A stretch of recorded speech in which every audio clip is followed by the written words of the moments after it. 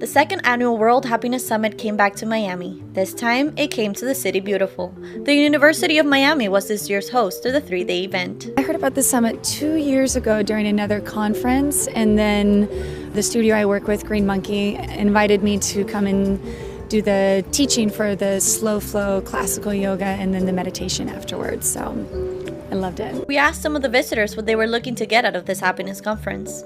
To learn a lot more about positive psychology and to be able to bring that back to my coworkers and essentially spread happiness throughout the business. So I'm excited. This summit, I want to learn more about happiness and the science behind happiness. I want to connect with some of the leaders in the happiness movement, and I also want to interact with as many people as I can and raise their energy.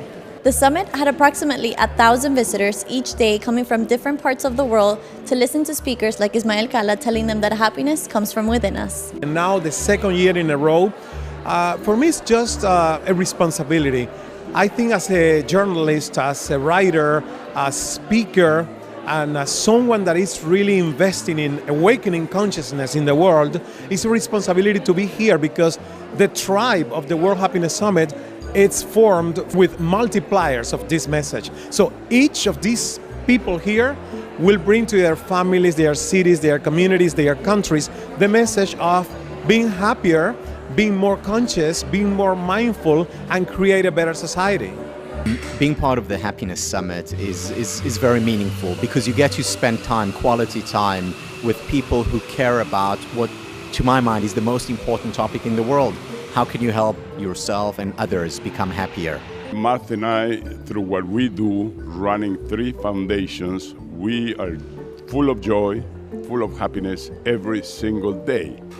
And my message to people is the shortcut to happiness is being for others, is working for others. Well, the importance of this summit happening here is that it's a spectacularly beautiful place. I mean, you have blue skies and sunshine, lovely people. We feel very lucky to be here in Coral Gables. This is my first time here, and your facilities are wonderful. The university has been great in hosting it here. So lovely people, great place. Couldn't think of a better place to have it. I'm a Kane. I did my undergraduate and my graduate degree at the University of Miami, and my son is actually a junior at UM. My husband was a graduate at UM and a professor of medicine in the medical school, so the U is really in our veins, and I think the venue is amazing. It's a beautiful, beautiful campus, and the Shalala Center is amazing. Coral Gables is a beautiful city, and we just have been so blessed with the reception that we've gotten from the city and the university. If we can have a serious discussion on how do we think about happiness, how do we define it, and then how do we promote happiness and a sense of well-being, of wellness, I think that kind of insights and scholarship can be translated into practices that we adopt on campus. It would be very beneficial internally. Even the fact that we're discussing that we convene the kind of leaders that gathered at the summit, that in itself is beneficial. It starts a conversation.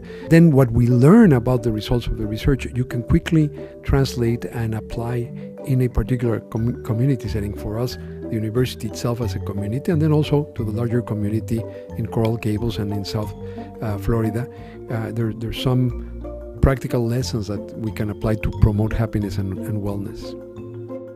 Reporting for Coral Gables Television, I'm Antonella Nakfur. Be sure to follow us on Facebook.com/City of Coral Gables and on Twitter @City Coral Gables. Also, subscribe to our YouTube channel and e-news at coralgables.com. And if you haven't already, download the Intelligent app.